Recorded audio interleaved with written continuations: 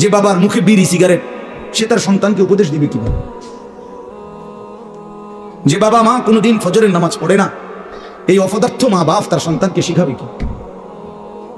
যে বাবা কথায় কথায় গালি দেয়, গালি ছাড়া তার মুখ দিয়া কথা বাইর হয় না, এই অসভ্য লোক, সে তার সন্তানকে আখলাক শিখাবে কি?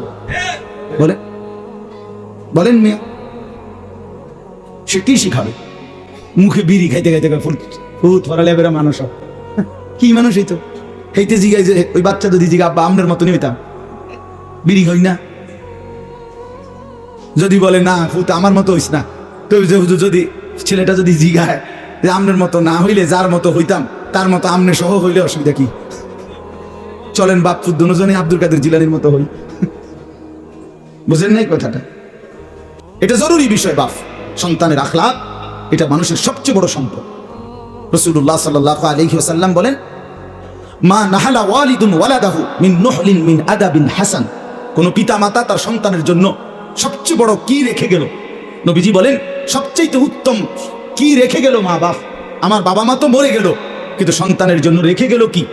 সবচেয়ে বড় যা রেখে গেল, আল্লাহ নবী সাল্লাল্লাহু আলাইহি সাল্লাম বলেন, আদাবুন হাসান, উত্তম আদব, উত্তম আখলাক, উত্তম জিন্দেগি যে তার সন্তানের গড়ে দিয়ে গেল। আল্লাহর কসম, নবী বলছে, সেই মা বাপ তার সন্তানের জন্য সর্বোত্তম জিনিস দিয়ে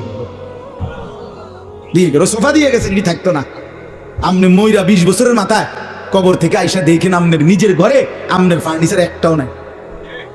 হ্যাঁ হ্যাঁ, যদি জিজ্ঞাসা করেন নাতি ফুত আমি তো বানাই দিছিলাম, হেইটি কই? হে বলবে, আব্বা এটি চলে না, আমনের সোফা এটি ফিসা দিয়ে ফিটটা হালাই দিছে, এটি চলে না, এটি বার্নি শিটটা গেছে, কোনা ভাঙ্গিয়া গেছে। নতুন মডেল আসে, নতুন আরো কোয়ালিটির মধ্যে বাড়ায়, যেটা মধ্যে এখন এই সুযোগ সুবিধা বার করছে।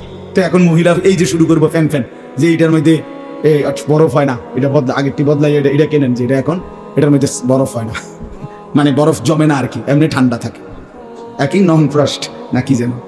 তাইলে প্রতিনিয়ত মডেল বদলায়, দুনিয়া বদলে যায়। দুনিয়ার সবটাই শেষ হবে বান্দা, কিন্তু সেজদা, জিকির, তেলাওয়াত, তাসবিহ, কান্নাকাটি, তাহাজ্জুদ, আওয়াবিন, ইশরাক, দান, সাদাকা, গুনাহ থেকে বাঁচা, এটাই টিকে থাকবে একেবারে অনন্তকাল, আখিরাত, জান্নাত পর্যন্ত। এজন্য একজনও নিজের একটি সন্তানকেও আল্লাহর কোরআন থেকে বঞ্চিত করবেন না, নামাজ থেকে বঞ্চিত করবেন না। চেষ্টা করেন।